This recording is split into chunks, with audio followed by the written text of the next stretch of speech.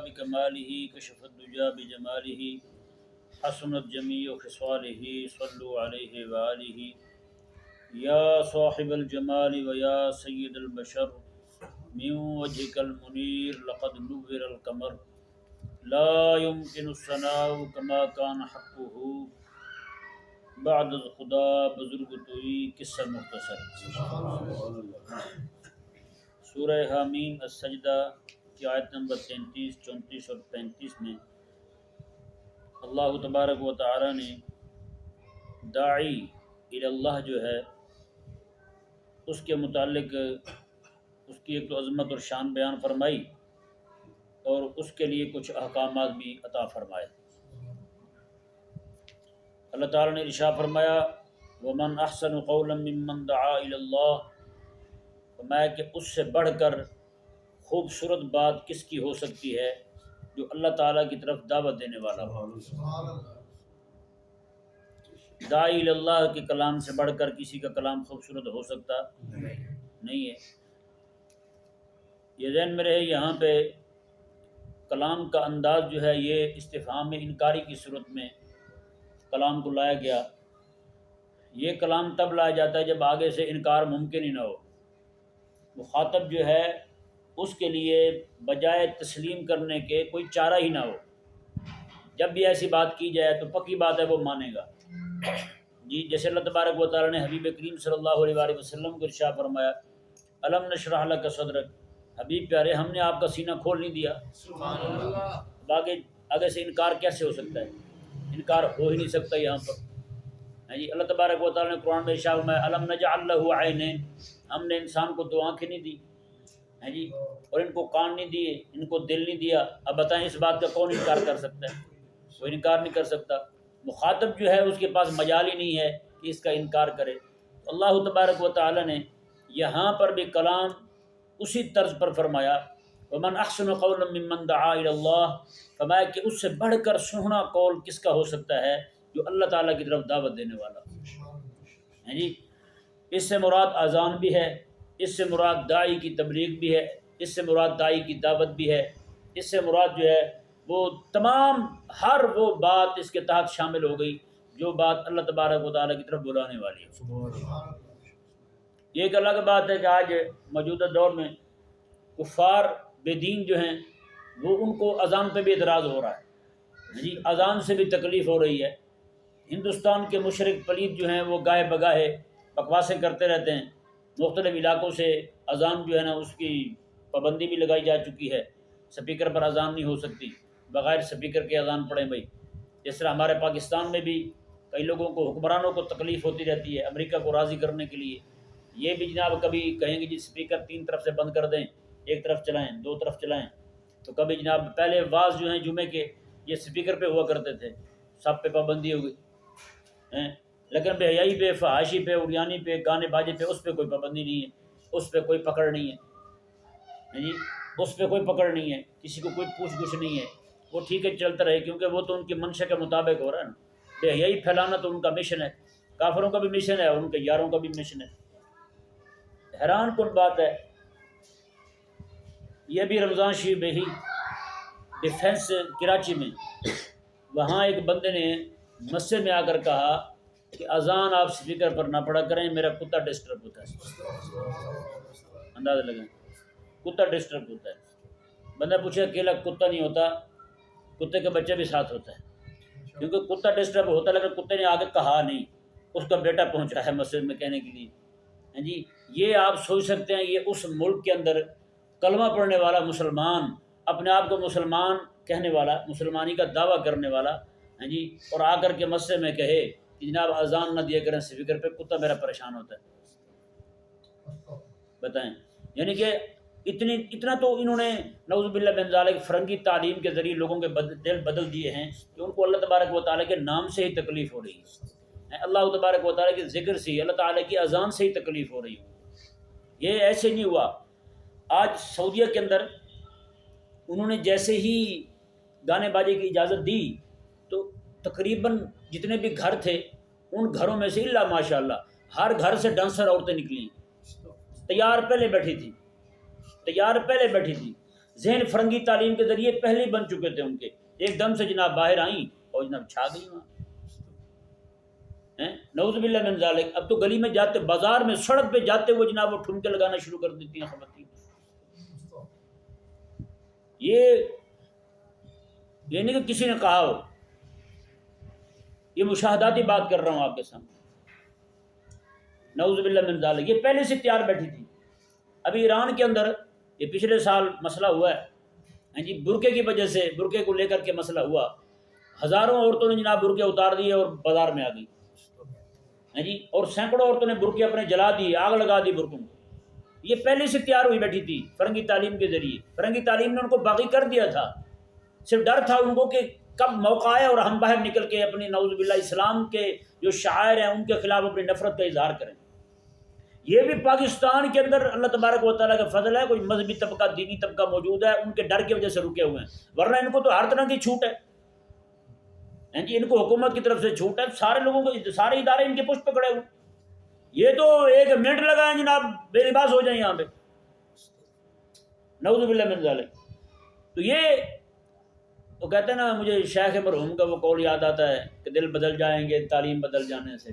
جی، دل بدل جائیں گے تعلیم بدلنے سے. جیسی بندہ تعلیم پائے گا نا، دل ویسا ہی ہو جائے گا جی. آج جو دل ان کا فرنگی ہوا پڑا ہے، آج جو ان کا دل جو ہے وہ نعوذ باللہ آقا علیہ السلام کی شریعت سے متنفر ہو کر آج کفر کو اور کفر کی تہذیب کو پسند کر رہا ہے. یہ ایسے نہیں پسند کر رہا جی. آخر اس کے پیچھے بہت محنت کی ہے انہوں نے، 100 سال پوری محنت کی ہے.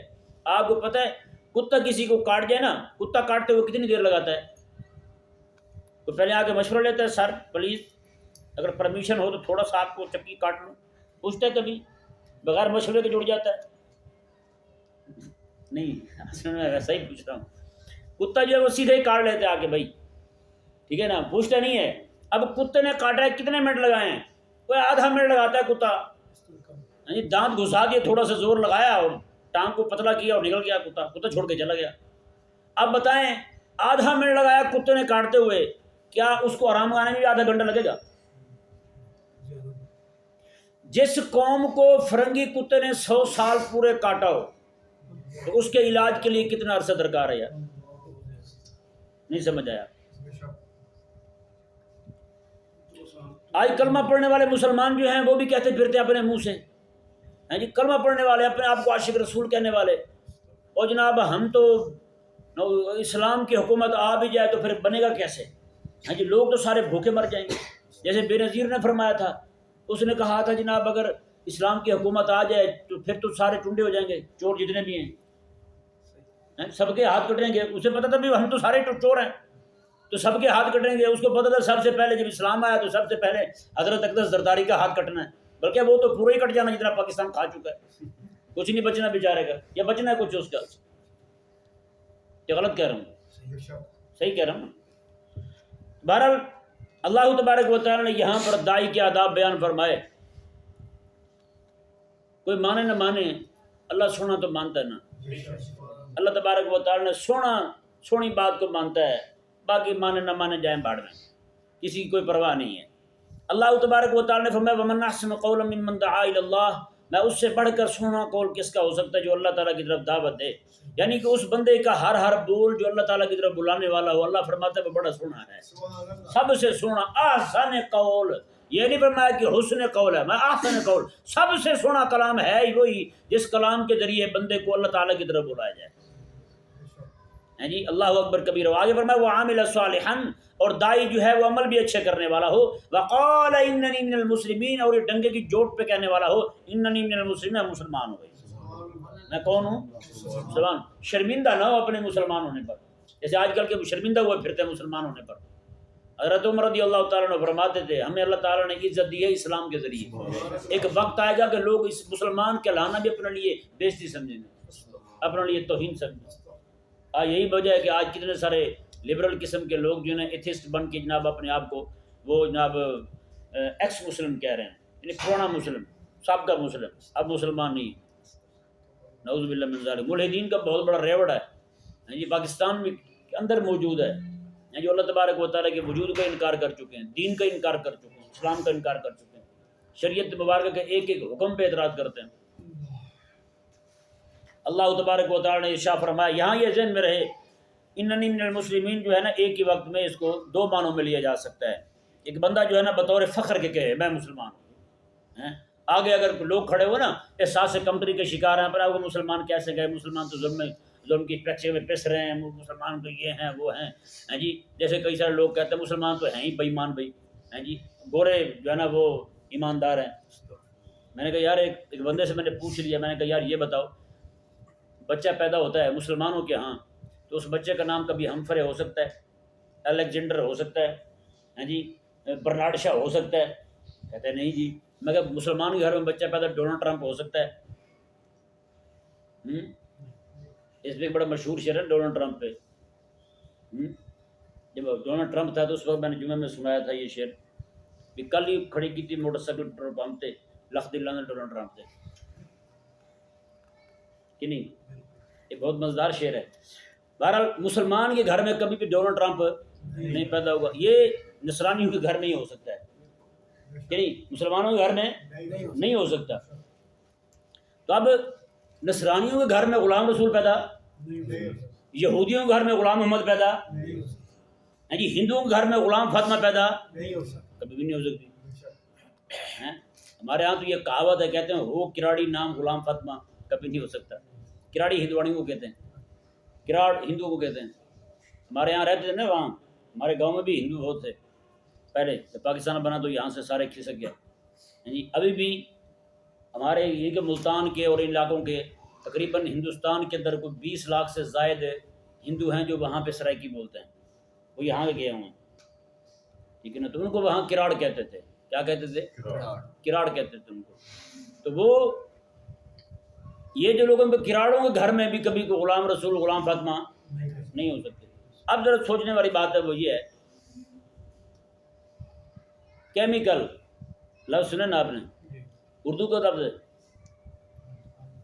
کیمیکل، انگلش کا لفظ ہے، کس زبان کا لفظ ہے؟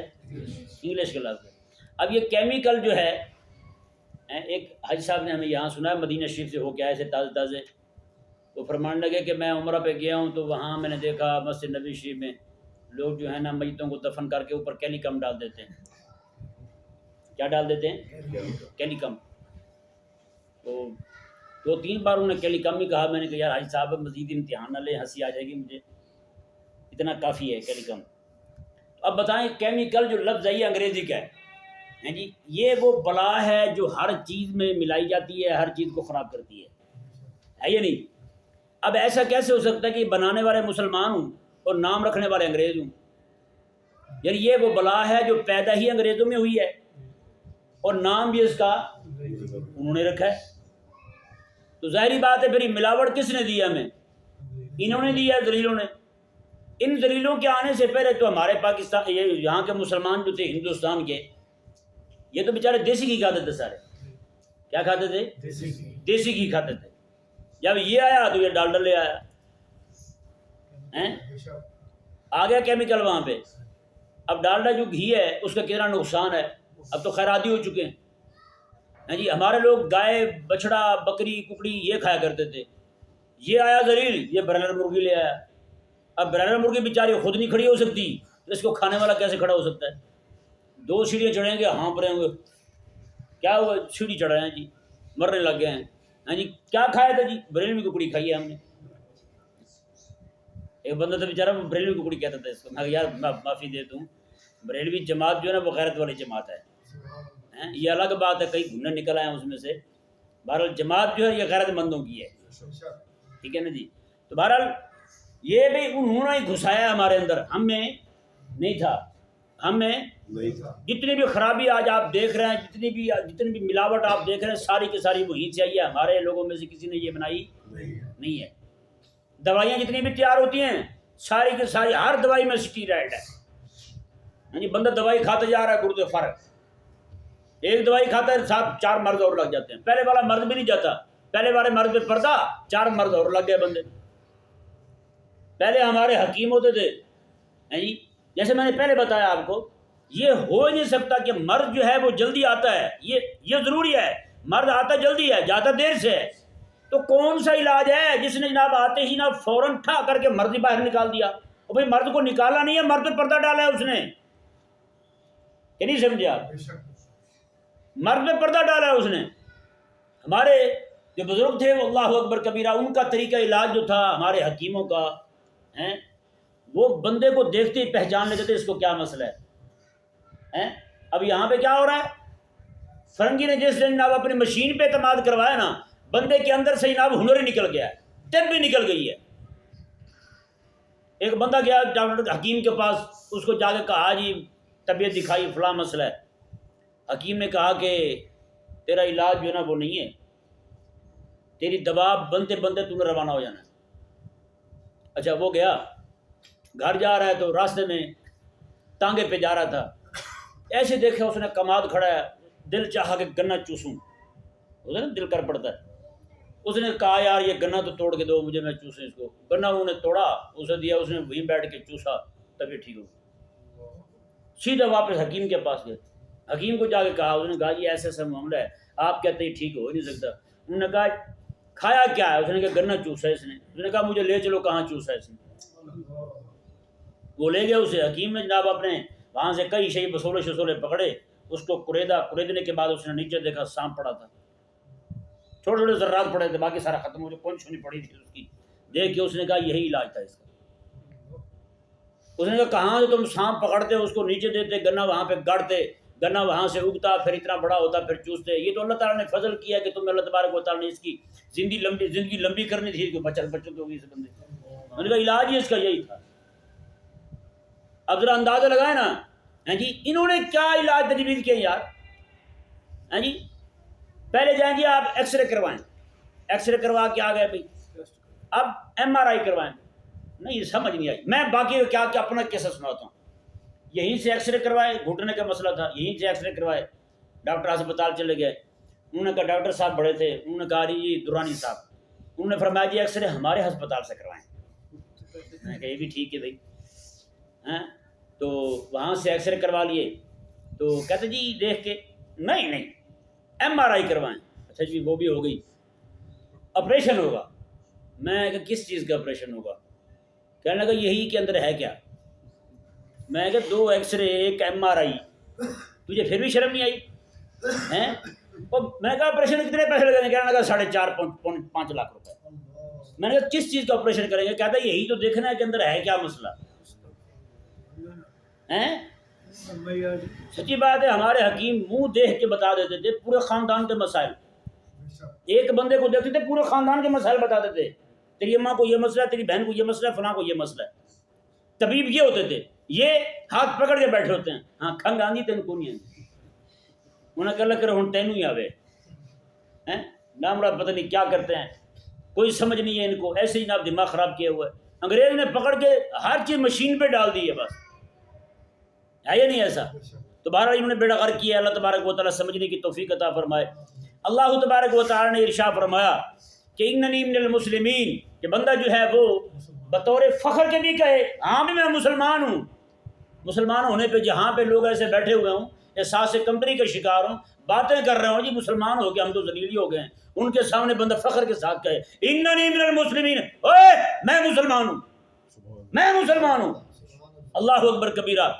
ہاں آج جی کے ساتھ بھی کہے اللہ تعالیٰ کی بارگاہ میں مولا تیرے حبیب نے کرم کیا ہے، مجھ تک دین پہنچایا ہے، میں مسلمان ہوں، میرا اسلام قبول فرما۔ جب اللہ تعالیٰ کی بارگاہ میں عرض کرنے لگے تو آج جی کے ساتھ کہے، ایسے کوئی بے دین بیٹھا ہوا سامنے تو پھر ٹھوک کے کہے ہاں بھی میں مسلمان ہوں بھائی ہیں، اللہ اکبر کبیرہ۔ آگے دیکھیں جی اللہ تبارک و تعالیٰ نے ارشاد فرمایا وَلَا تَسْتَوِي الْحَسَنَةُ وَلَا السَّيِّئَةُ، فرمایا کہ نیکی اور بدی برابر توجہ ہے نا آپ کی، نیکی اور بدی برابر نہیں ہو سکتی۔ یہ داعی کو دعوت دی جا رہی ہے، داعی کو تنبیہ کی جا رہی ہے کہ تو نے دعوت دینی ہے، آگے کافروں نے بدتمیزی کرنی ہے، آگے کافر بدتمیزی کریں گے، وہ تیرے ساتھ بدتمیزی کر رہے ہیں، برائی کر رہے ہیں، تو نے نیکی کرنی ہے، تو نے اس کے ساتھ نیکی کرنی، یہ داعی کے لیے کہا جا رہا ہے۔ آگے فرمایا رب تعالیٰ نے ادفع باللتی ہی احسن، فرمایا کہ برائی کو بھی ٹالنا ہے تو نیکی کے ذریعے ٹالنا ہے، برائی کو بھی ٹالنا ہے تو کس کے ذریعے ٹالنا ہے؟ نیکی کے ذریعے ٹالنا ہے۔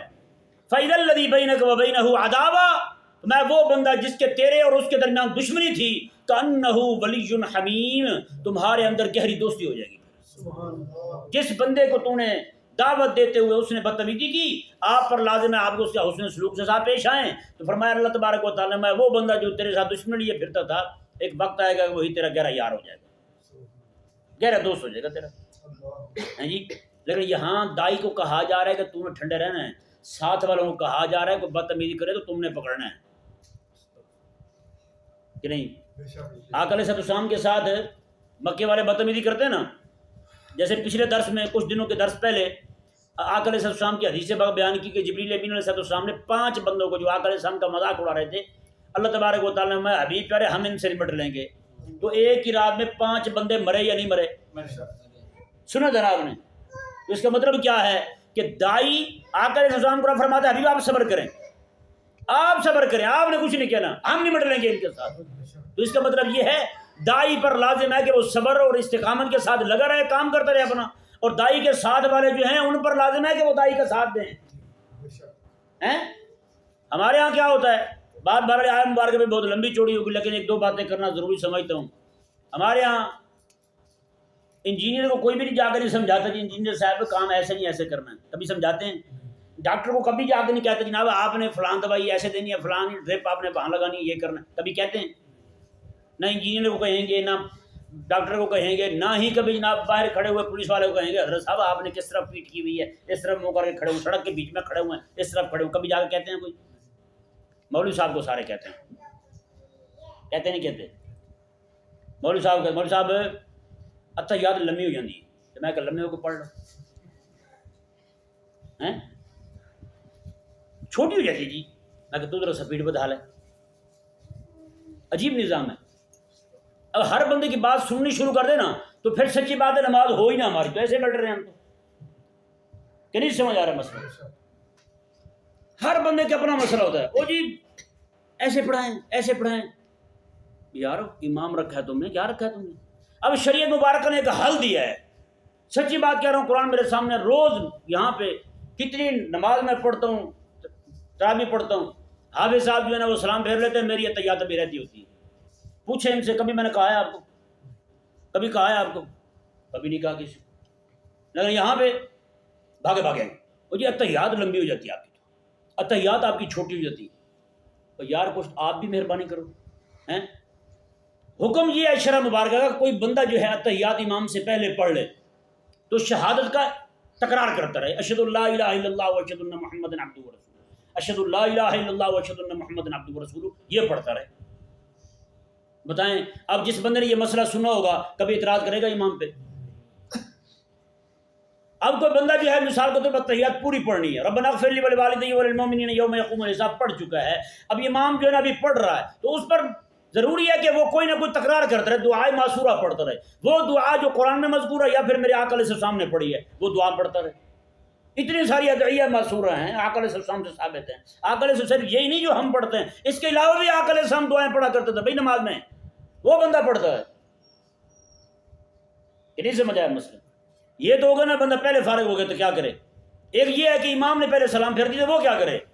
اب اتحیات اس نے پڑھنی ہے تو فقہا کہتے ہیں یہ نہیں کہ امام سلام پھیرے تو وہ بھی سلام پھیر دے اور امام بھی گلے پڑ جائے، نہ ایسا نہیں ہے، بلکہ اس پر لازم ہے امام کی اتباع لازم ہے۔ امام کی اتباع کب ہوگی؟ یہ نہیں کہ امام کے ساتھ سلام پھیر دے اتحیات چھوڑ دے تشہد چھوڑ دے، نہ یہ امام کی اتباع نہیں ہے، بلکہ امام نے جب پورا تشہد پڑھا ہے تو اس پر لازم ہے کہ امام کی پیروی کرتے ہوئے پورا تشہد پڑھ کے پھر سلام پھیرے، چاہے امام پہلے سلام پھیر جائے، کوئی مسئلہ نہیں۔ امام کو آگے سمجھانا، امام صاحب بڑی مہربانی این کرنا۔ میں نے کہا یار کبھی ڈرائیور کو بھی کہو نا، اس نے بھی دیوار میں گاڑی ٹھوک دینی کہ نہیں سمجھ آیا مسئلہ؟